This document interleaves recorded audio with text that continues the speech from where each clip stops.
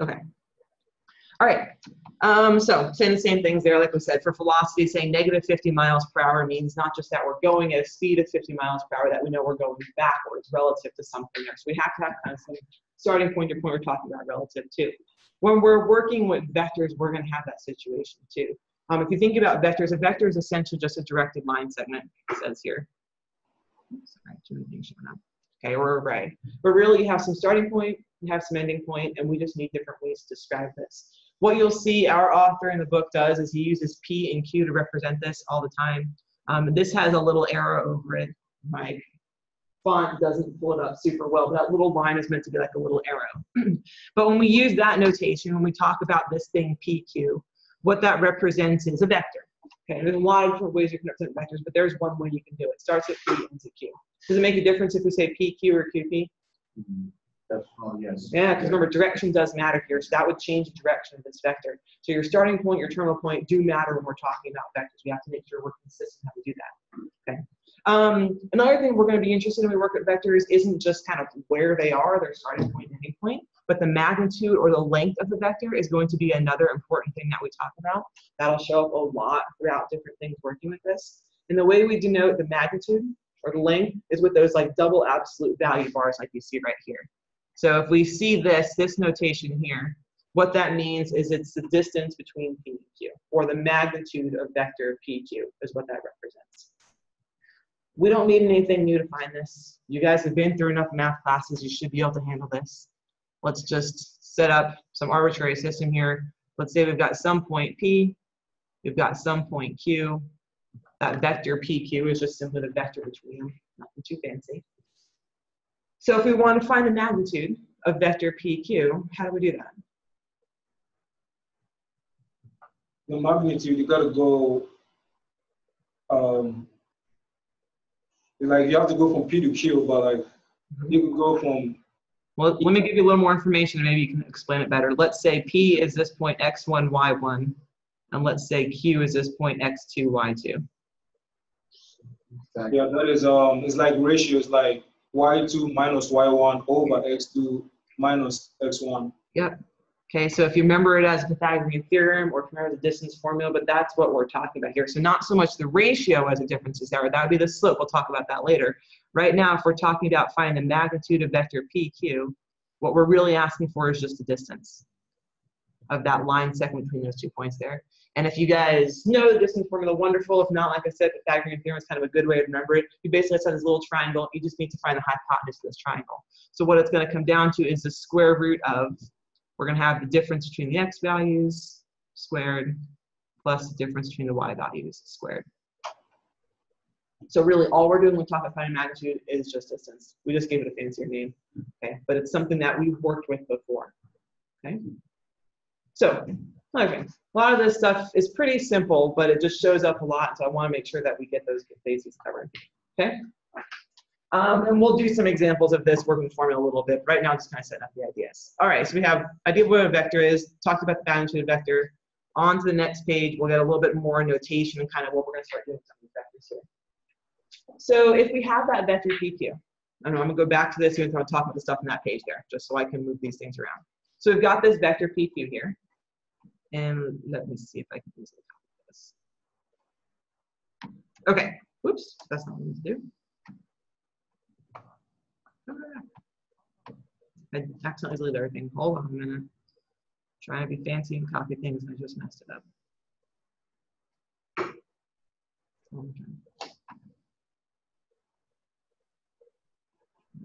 Okay, so if I have that vector, I can make a copy of that vector, right? So I just literally just copy that line that I drew and put it somewhere else. Tell me about how this other copied vector here compares to my original one. What's the same, what's different? Slope is the same, what else is the same? Length, the magnitude is the same. Obviously they're in different points, they're in different locations, okay? So when we're working with vectors, what we can see is we can have that same vector and we can put it different places. I mean, I can keep doing this. I can paste an infinite amount of these guys, and they're all going to have the same slope. They're all going to have the same magnitude because it is just a copy of that vector there, okay? We call these equivalent vectors. It doesn't really matter where they start. If they have the same slope and they have the same magnitude, they're equivalent. They're equivalent vectors here. They're going to have a lot of the same type of properties. So when we're working with vectors, It doesn't really matter what location they're in. If that vector length is the same and that vector slope is the same or direction is the same, we're going to call these guys equivalent. So, oops, not cancel out, need to highlight. So to show two vectors are equivalent, we are going to look for their magnitude and their direction. And we want to show that these two things are the same to each other. Okay? And I know I skipped that notation up above. I'll come back to this in a minute. I'll talk about it again. Magnitude, we already said, is length. Okay, so what we're looking for here is we want the two vectors to have the same length.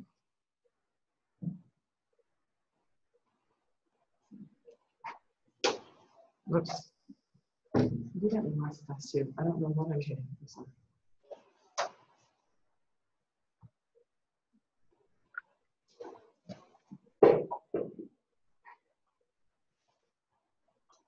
Oh, what am I doing?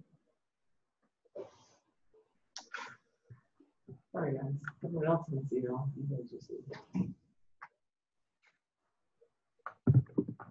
All right, let's try to finish the sentence this time. Make sure both vectors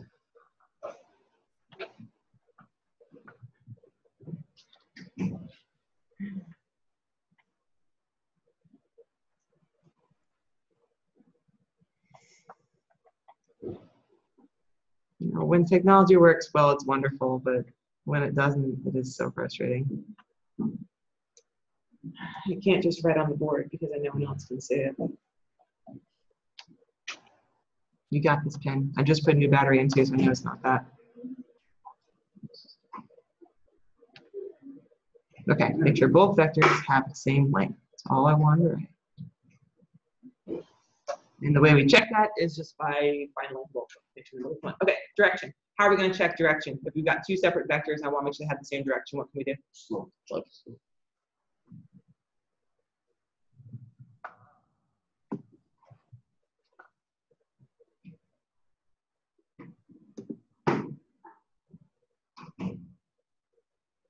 So a lot of simple ideas, things that we've worked with plenty of times, that ratio of the differences, these things show up a lot. And like I said, a lot of what we do in Calc 3, the ideas really aren't all that novel. They're the ideas we talked about before.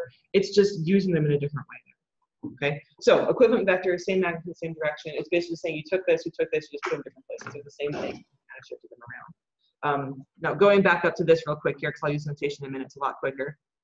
I don't want to do that. Apparently there's a shortcut where if I slide my hand on the screen, it shuts my PC down. Let's not do this.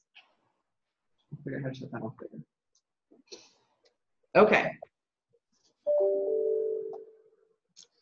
So V, if we have this bold V written there, what that means is that we have a vector. Now it's hard to write bold when you're doing it yourself. So many times what you'll see is just a V with like a little arrow over it. Or if you want to draw the complete arrow, that just stands for a vector. Okay, instead of just writing the V on its own, which is a variable, that makes it a vector there. So we've got some vector right here. This vector V is a directed line segment between these 2 points. We've got another vector U, directed line segment between two other 2 points, and we want to show these two vectors are equivalent. Do you have to graph them? No, but I think we'll still do that right now while we're working with two-dimensional stuff, while we're working with pretty easy things, we'll go ahead and do that.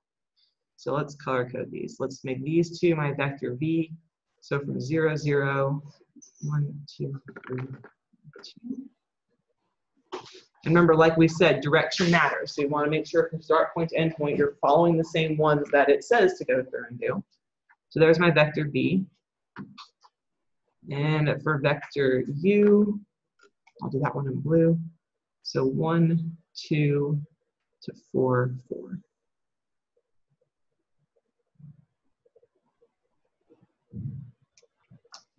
Again, the sketch is simply so we can just make sure we understand how visually what we're doing matches up to algebra what we're doing.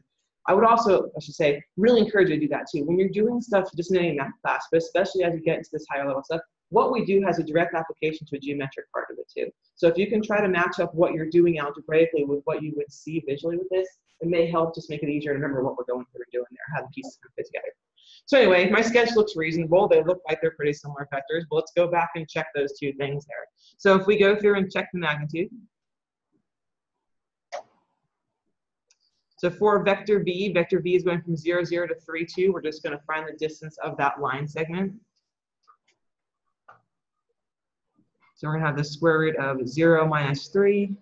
I'll write it all out, even though it's pretty simple math at this point. 0 minus 2, both those quantities squared.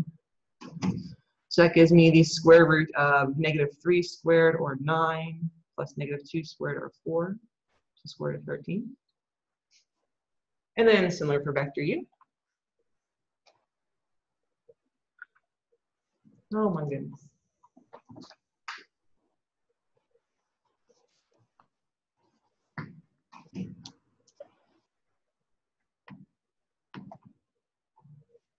You can tell I haven't used my computer in a while. Apparently there's an update that's messed things up, and I apologize. I'll get it taken care of before too long. So same thing for vector u, go through and do that. So 1 minus 4, the quantity squared, plus 2 minus 4, the quantity squared, gives us the same thing.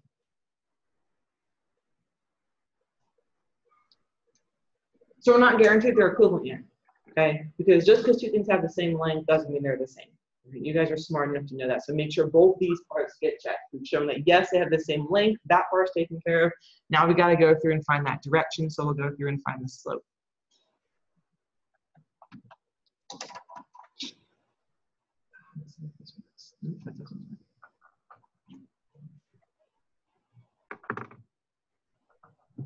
So same thing. And we know how to find slope between 2 points. So same thing for vector v.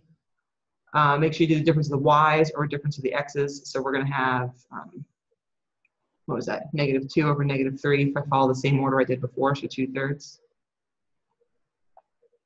And for vector u, if we follow the same order we did before, we're going to get negative 2 over negative 3, which again, 2/3. So yeah, they're equivalent.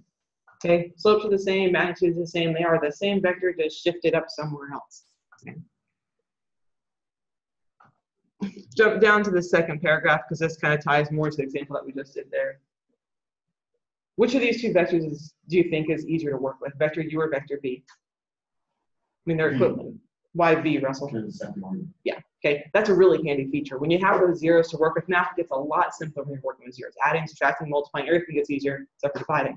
So if we can start things at the origin, things just kind of simplify themselves down nicely. I mean, think about finding the magnitude for v. You really didn't care about the 0, 0 points. Knowing the 2 and the 3 was pretty much enough information to go through and find the magnitude of this, right? So when we're working with vectors that start at the origin, things simplify themselves down nicely. Those are the vectors that we kind of prefer. So even though we have an infinite amount of equivalent vectors, if we can find that one that starts at the origin, we're going to call that the vector in component form, which I list right below it. There it is. Okay. Component form of vector just means it starts at the origin. Okay.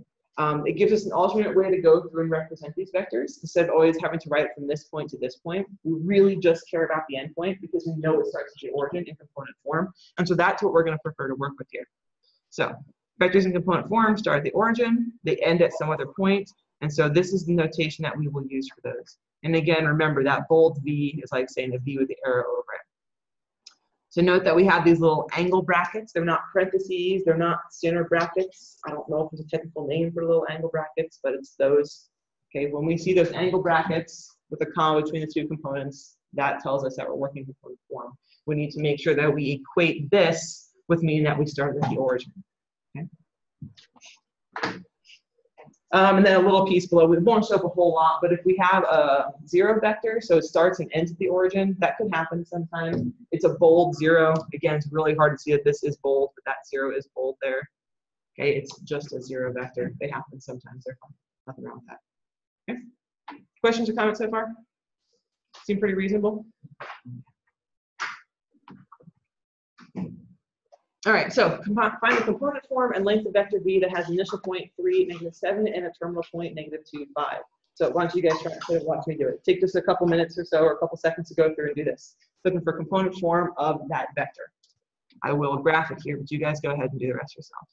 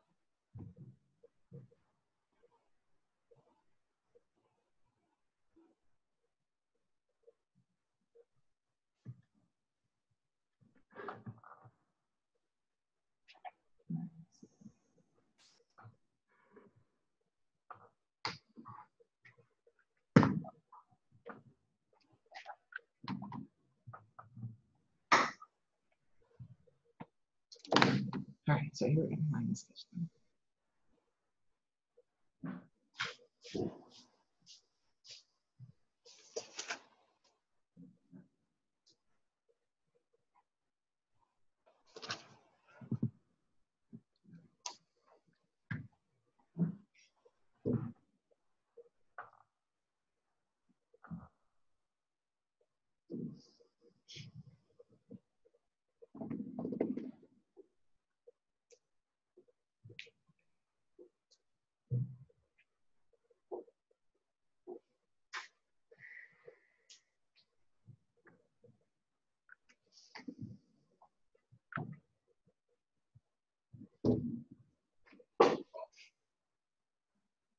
And if you're stuck, you can look kind of like right below that example. It may give a hint too. But if you're not stuck, you just keep working. Component form and the length. Length we already talked about. We haven't directly talked about how to find component form yet. So that's making you guys think that part.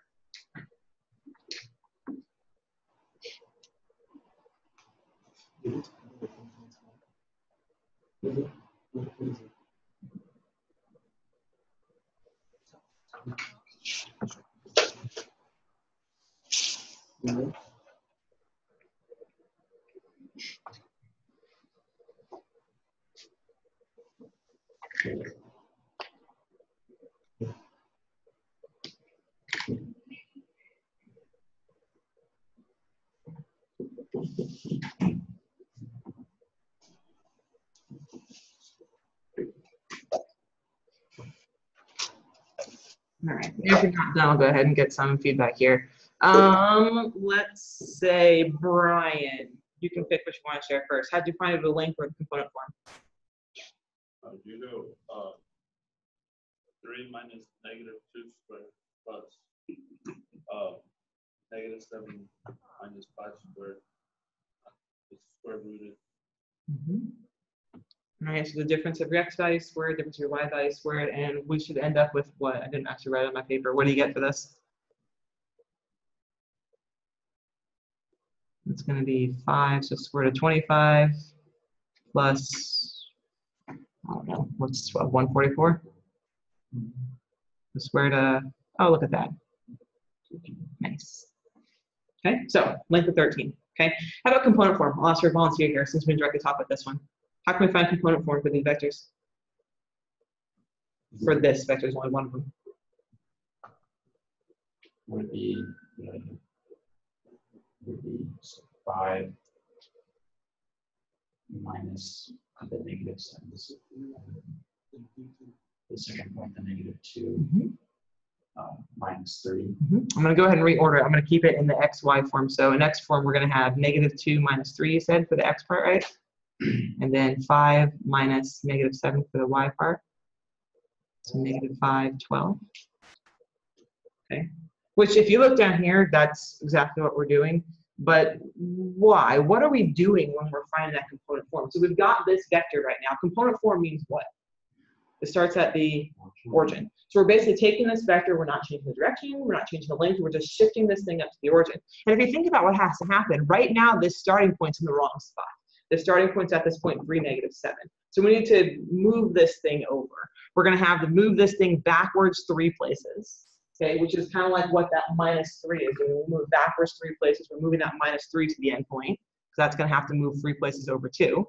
And then when we move this thing up 7 places, okay, we have to move this up 7 places also, which is, didn't actually have to, okay, which is what this is doing. We end up adding 7 back onto this. So this little formula down here that says take terminal minus initial, it's really just saying scoot that starting point. Your starting point's in the wrong spot. You're going to have to go backwards or forward a certain number of places, and that's going to affect your endpoint. But that will be the component form for this vector. Take the same vector, shift it so it starts at the origin. You're going to have the vector -12, -5, 12. You can think about that component form. Again, remembering what component form is, this means it's going to start at the origin. Because component form says that anytime you see the angle brackets, it starts at the origin. And we know it's going to end at the point that's associated with those 2 components. That's really all those components there. Okay, so a shortcut for doing this instead of thinking about shifting it left and right is what this formula here is telling us to do. We're taking the terminal point and we're subtracting the initial point. Okay, we're taking the q values minus the p values for the x component, q minus p for the y component. Not initial, sorry, wrong letter. So again, order definitely matters. Okay, if we were subtracting the other order, we'd end up with the vector 5, negative 12, which points the wrong way. It has the same length, but it points the wrong way there. So we've got to make sure that we're just being consistent and paying attention to that part there. Okay, again, no one part of this is really difficult. It's just making sure we kind of keep things straight. Okay. All right, vector operations, we can add vectors, subtract vectors. Multiplying gets a little trickier, but we can do a lot of things with vectors that we could before. So here's a couple of them, talk about some properties, go through and see some applications of them. Not so much applications, of course, examples. So sum, if we've got two vectors, so here's a component form. We're saying we're component form for both of these up there, vector u and vector v. The pen's only working somewhat. We can add them together, and it's as simple as just x component plus x component, y component plus y component. There's really nothing too fancy there. Okay, those are both the x's, those are both the y's. When we are multiplying by a scalar, and again, what's a scalar mean? Just a number. We're just multiplying by some constant c. We're multiplying by a constant c, it's essentially just distributing. Okay, again, it's a little easier to see here. One's bold and one's not bold, but we're just going to multiply c by everything there. Negative of a vector is basically multiplying by a constant of -1, so the same thing happens with that. We just distribute. And then subtracting vectors is a lot like adding vectors. You just subtract the components together there. If you visually think about these, they should all make a lot of sense here too. So let's talk about that vector sum. Okay, instead of difference, vector sum, addition, the same thing there. So let's make up some vectors. Make up a vector v. Keep it pretty small. What are some numbers, Russell? 1 and 3. Sounds good. And Stephanie, what's a fairly small, easy to work with vector u? 2, 3. Sounds good. Okay, so we've got these two vectors. Okay, we can add these vectors, subtract them, and all that stuff there. But let's go ahead and say graph the first one. So right now, these are in component form. Both these vectors are starting at the origin. So if we graph vector v, 1, 3 looks like this. If we graph vector u, 2, 3 looks like this. So there's our two vectors. Okay. When we add these guys together, remember, we're really just working with these pieces and we can slide them wherever we want. This component form just makes them easy to work with. So again, it's easy for me to click and drag these things, not as easy for you guys, and I'll resketch in a minute. But really all we're doing with Adam is just moving this vector to the end of that one. That's really all you're doing when you add vectors. You're just saying do this and then do this. You're just giving multiple sets of directions there. And so if we think about where we're ending up on this one here, what are the coordinates for this new point over here? 1, 2, what's it, 3, 6. So now this new vector we have, which is the sum of the other two vectors, is this new vector 3, 6. And if you think about what we said up above there, what's 1 plus 2? So when we add the x components, we get 3, and when we add the y components, we get 6. So all vector addition is doing is just giving you sets of directions saying do this, and then do this, and you can just keep adding things on. You can think about it's like head-to-toe addition. That's kind of what it's called. Is you line up one vector and line up the next vector, and line up the next vector. You just keep doing this. It doesn't matter what direction they go in, how long they are. You can just keep doing this. And subtraction is basically the same thing, only we're turning the direction on one of them and going the other way. But it's the same thing, just component by components, add or subtract the right terms there. Multiplying isn't going to work the same way. We'll spend more time on multiplication there. But adding and subtracting vectors is fairly straightforward to find directions. I'm not going to draw a picture for a scalar. We'll just talk about it. If you think about multiplying by a scalar, okay, what does this do to a vector? It increases the Yeah, it increases, or it could decrease if c is small, but it just changes the length. Does that affect the slope of the vector at all? No. You're just going to simplify the fraction or change it in the same slope. So all multiplying by a scalar does is just stretch or shrink this vector. Direction stays the same, just makes it longer, or just makes it shorter. Okay. And then negative vector flips it around to go the other direction. Okay. So a lot of this stuff, again, I encourage you to kind of think about visually what's happening with it. Don't just do the math part of it. That's not going to be difficult. But if you can visually think about how that's representing this or changing it geometrically, it'll make more sense how to use this stuff to kind of move around there. Okay. All right. And I showed this to the two of you that were here yesterday, the vector addition. I'll bring it up again real quick because I can. And then I'll also show a little game. It's a really corny game, but I'm still going to show it. Okay, head to toe. All right, so this is just a prettier version of that little, maybe. vector addition thing we just did. Also, while waiting for this to load, hopefully you guys have heard of Wolfram before. Wolfram does tons of different stuff there. It's a good kind of like math powerhouse. But Wolfram demonstrations, which is what I have pulled up here, you need to download a thing to run. I'm never going to require you guys to do it. But I'll try to use those in class just to help visualize things. I mean, I can draw some of it, but this helps a lot there too. But then Wolfram Alpha, you guys heard of that? It's a website that basically does math for you. Okay, I encourage you guys to use resources and be responsible for it. There's going to be opportunities where I know you're going to do it yourself, but feel free to seek out that, or if you've got other websites you like using. But I like Wolfram because it can do the high-level stuff still too. Okay. All right. So anyway, here we go. Here are the vector components. You can see them broken down there. Let me zoom in a little bit on it. Okay, so it's just showing you what the vectors are. So this first vector listed here is a vector 5, 5. This second vector here is a vector negative 11, 3. Right now, neither of them are starting at the origin, and that's okay. But we can see that when we add these guys together, we're doing one vector and then just following along the other vector there. And so we get this new vector sum. I'll put the components. Oh, it didn't put. There we go. And so it just follows the same thing we did. 5 plus negative 11 is negative 6. We see that same thing there. And then the 5 plus 3 is 8. And the cool thing is you can move around and see directly how it changes it. It really doesn't matter what order this thing is going in. Okay, if one's negative, one's positive, you can move these vectors around, and we're just really creating this triangle. We're just connecting all these pieces together. So just a little visual that shows what we're doing there. So from one to the other, and then the other to the end, and then we're just connecting them. So vector addition. The other one, like I said, is a pretty corny little game. I'll put the link in Canvas if I remember it.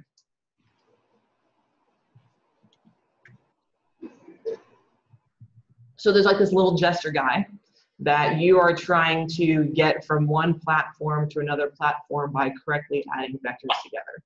And I'm not going to take a lot of time to do this here, but you can see there's a little dude down there, and you need to get him up here by performing the correct vector operation. So some of them are going to have just with 2 vectors, and they're just different vectors. So we're adding 3 vectors together, and you just have to go through and either visualize what it is, or you can click and drag. So like if I think about that idea of head-to-toe addition, is that blue vector here going to get me where I need?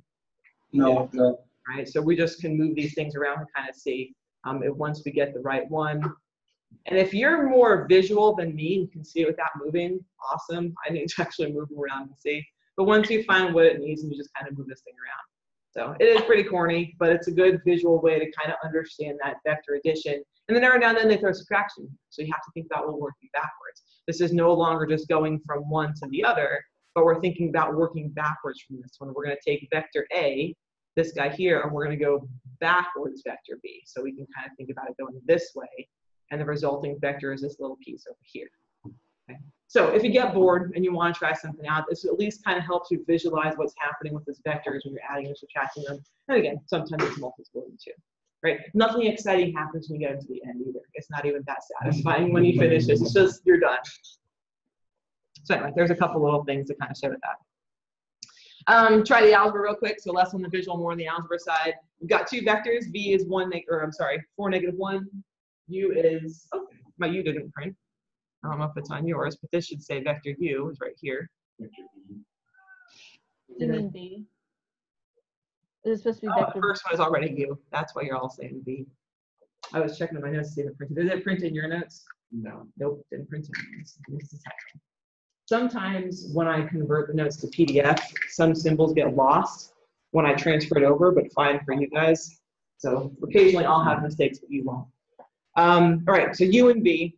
If we do A, what is A asking us to do? Multiply by the scalar 1 over 2. And so visually, what's that going to do to vector V? It's going to Make it shorter, okay? Mathematically, it's super simple. You're just going to take 1/2 times 1, and that's going to be your next component. 1/2 times 9, that's your new y component. And so you end up with the vector 1/2, 9/2. So the math isn't difficult. And like you guys said, it just shortens this vector. It's half as long there. Go ahead and try B and C real quick. Just carry out the math with those. And then we'll check your numbers and discuss real quick what it did to vectors.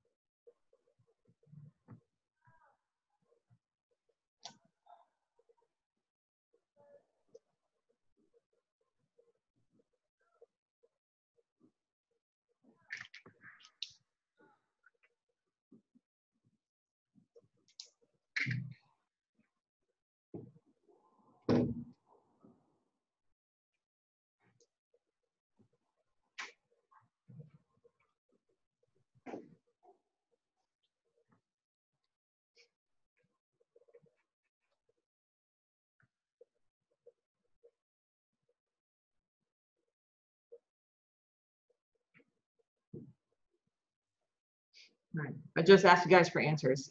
Brett, what'd you get for B? -5, -2. You all get the same thing? I got 3, -10. Did I do it wrong? One. Oops. I don't know. And, oh, my bad. What'd you get, Stephanie? 3, -10. Okay, so let's double check here. So U minus V, so we're taking -1 minus, oh, I should do it in the right shoot, order. I did. So yeah, 4 minus 1 should be 3, so yep. Wrong order. Visually, what is that doing when we say we're subtracting two vectors? What are we doing? I didn't super explain this as you guys said. So like if you think about graphing this, we're going to do vector U, which means we're going to go from component form to the point 4, -1, and then what? Back. Yeah, we're going to backtrack. We're going to do the opposite of what V says. So instead of going 1 unit to the right, we're going to go back 1 unit. Instead of going 1 unit up, we're going to go down 9 units. We're basically just doing the opposite of what vector V says from the end of vector U. And if you graph those out, you'll probably see it a lot better. If you graph U, graph V, and graph your answers, should make more sense there. Okay, but just like a regular subtraction, order matters, so just be cautious with that. What did we get for the last one, Stephanie? What'd you get for C? Okay, I had a question. So if it's like with the 3 in the vector U, you would recommend doing the 3 vector U first, right? Yep, that's what I would. Yep, just like order of operations, to have multiplication, Okay. addition. Yep. Sorry, I like to write a lot of little notes, so that's what I've been doing. Okay, that's fine. So we'll just go through that one then. So vector V was 1, 9. And then we have 3 times vector U, which is 4, -1. My commas in there. And then I like to just write the component form out like this. If you can do more in your head, that's cool. I'm not going to require you guys to show a certain amount of work. I'll tell you when there's stuff I want to see, but do what makes sense to you. So I'm going to keep that 1, 9 vector as it is. And then like Stephanie said, let's go ahead and distribute this. Let's take care of that part. So when I multiply vector U by 3, what's that doing to it geometrically? Just Yeah, making it longer. It's 3 times as long now. So instead of just going to the point 4, -1, now it's going to go to the point 12, -3. It's going the same direction, just much longer. And then it becomes a lot easier to just add these two parts together. So now we're going to do the 1 plus 12 to get 13, 9 plus -3 to get 6, and there we go. Okay. So when we're doing the algebra with the vectors, it's order of operations, all that stuff, just like with regular numbers. We just have 2 components, 2 directions, 2 directions that we're trying to measure here. Okay. Questions? None of this stuff deals with 3 dimensions yet, but when we get to 3 dimensions, all these same ideas are still going to hold true. So things aren't going to change. Just foundational stuff just kind of always stays the same. All right, let's talk about some of these properties, and then we'll probably be done about after this. So a lot of these are going to be similar things you've seen before. If you think about this first one that's listed here, do you remember what the name of this property is where you can change your order of addition? Identity. Yeah, it's a commutative property, okay? You guys at least know that 1 plus 3 and 3 plus 1 are the same thing, right? Same thing with vectors, doesn't change, you can still commute them. This next one down here is the associative property. You can change how you group it. It's still going to be the same thing there. No, those only work for addition. Here's that 0 vector. Adding 0 doesn't change it, just like adding 0 to a number doesn't change it. When we add opposite vectors, we get back to 0, which should make sense. If you think about adding this, if you're going to do vector U, and then do the opposite of vector, you're just backtracking to the beginning again. You're really just doing what you just did there. So a lot of this stuff makes sense. In this case here, I will note that both C and D are scalars. I didn't write that down there, but they are both scalars. So whether you multiply it by 3 and then multiply that by 4, you're just making it even longer there. So you can multiply the 2 scalars and just multiply it once, that's fine. Distributing, you can see down here in the next one, we're essentially just distributing that vector to both those scalars. Distributing a scalar to both those vectors, all that stuff kind of hopefully makes sense. And then hopefully the last 2 make sense too. 1 and 0 are both scalars in that last one. If we take a vector and multiply it by 1, it doesn't change the length at all. It's still the same length there, so just get vector U out. If we take a vector and multiply it by a scalar of 0, you're basically making the length be 0. You're just forcing this to just be nothing anymore. You don't have anything left there. Okay.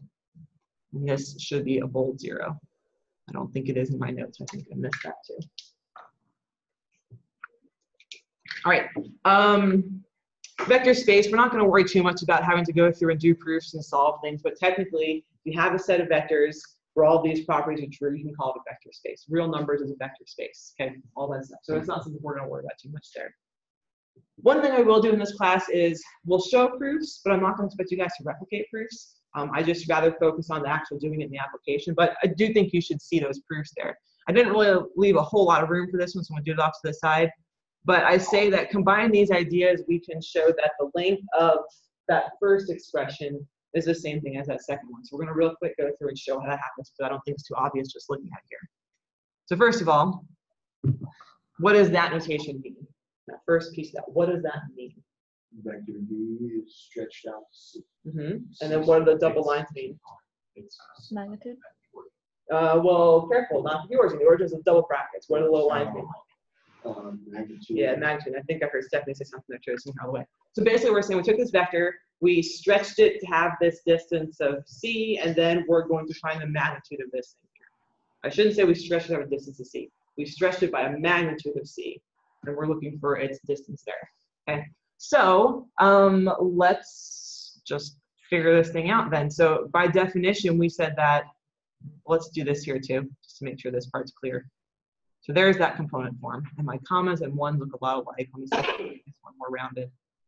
There, that's a little clearer to see. Okay, so just by definition, we have some vector v1, v2. Okay, just component form there. So if we're going to go through and find the distance of this, or when we multiply this thing by c, let's do that part first.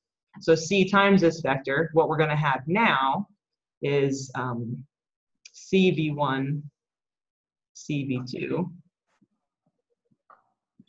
My notation is not very good here. I'm sorry. So I'm thinking about things instead of just showing things. Okay, and that's going back and using that property where we can distribute a vector, distribute a scalar. All right, so let's use this. So there's that vector CV. Let's find the magnitude of this guy. So we're going to have the square root of. Now, if we're starting at the origin, does it really matter if we're adding or subtracting 0? No. So if we go back to our distance formula, when we do this distance formula down here, if this is always 0 and this is always 0, or the other way around, it really doesn't matter. We really just care about that component that it ends at. So we're essentially just squaring those two numbers here. So sure, you could go through and do the whole distance formula, but we can shortcut this thing here too. And I'm going to write down the long way, but then go back and erase it to make it look neater. So since we're starting at the point 0, 0, ending over there, we could go through and write it this way. That's where it doesn't go quite long enough. Okay, because starting at one point, ending at one point, or it doesn't really matter, we're talking about length there. So, but subtracting 0 doesn't matter. So lots of times we'll just drop it off. And what we'll go through and do is write the distance of that vector in component form. It's just the first component squared plus the second component squared. Okay, make it look even more like that right there. Okay, and that's just, we'll do it that way because it just saves a step. That's not going to matter. All right, so some algebra time. If we are squaring a product, what's another way I can write that? So instead of CV1, the quantity squared, I can write that as what? Just like square everything. C squared, V1 squared, and then same thing over here, C squared, V2 squared. So you get what's a superscript and subscript of 2 over there. You'll find that your notes look impressive pretty quickly in this class. Okay, things get complicated. But what can we factor out of both those terms? Computer. So yes, do that, even though Russell and Brett can't say it anymore, do that. Factor C squared.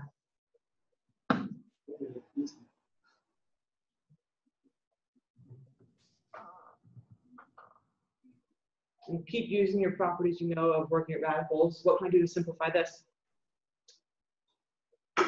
What's the square root of C squared? It's just C. So that whole thing is just C. Technically, we'll write it as the absolute value of C. I'll mention that in just a minute. Something we usually kind of gloss over just because we know it. But we're left with this, and this is really as far as we need to go here. Why do the absolute value symbols need to be there? Just in case it's negative. Right, just in case it's negative. Technically, the integers squared has to be positive. We have a principal square root there, and that makes it match up with what we're trying to prove here better too. But if you look at what's left inside those radicals, that is just the definition of the magnitude of B. Okay, that's what that is there, especially if we think about canceling out those zeros, they really don't matter. So yeah, we've gone through and shown that these things. Okay. So again, it's not obvious from just looking at the statement the way it is in the notes, but it's not all that complicated. What they're doing is just a definition of what the magnitude is, and then a little bit of algebra to get there. Okay, so when we do prove something more like this, I'll kind of show you how to go through and do it. I'm not going to expect you guys to replicate these. However, I will say lots of times my extra credit on tests is stuff similar to this. So it's not going to be ones we did in class, really something kind of similar to here. Okay, last little piece here because it's short and easy and kind of matches with it. If we consider the length of the vector sum, So say we've got some vector b, and we got some other vector u, and I'll draw it this way since we're talking about the sum of these two vectors. Is the sum of those lengths the same thing as the length of their sum? So here would be the vector. No. It's doing this funky thing, so we'll just talk about it. No, the answer is no. Why not? If we think about the sum of the two separate lengths, that's not going to be the same thing all the time as the other one, so it's going to be bigger, right? It's like a triangle. If you've heard of the triangle inequality before, that's really all this is here. When we have those two vectors making a triangle, basically, they're going to have a longer length than the sum of those two vectors, unless one thing happens. What's the one time where the sum of the two lengths? Not equilateral triangle. We want these two sums, lengths, to add up to that flat line. We just don't even have a triangle, right? We just got like vector, vector, and then their length would be the same. So it's not really all that important, but just know that a lot of this stuff isn't commutative universal. But again, if you can think about it visually, it's obvious. When you draw the pictures, like, no, those aren't the same there. So just, again, try to think about visually what we're doing and algebraic what we're doing too. Okay, but we'll stop there. My computer's freaking out. We're out of class time. Everyone who's not physically here with me, I'll send you guys a PDF of homework later on today. I'll get it worked on and cleaned up, and I'll send it out to you guys, and then we'll try to get the website stuff figured out. Stephanie, when you get a chance, like I said, if you have trouble with it, let me know. But I should be able to see once you get in. And then the other guys, I'll let you know when you get on the campus side. Okay? Still Sunday night?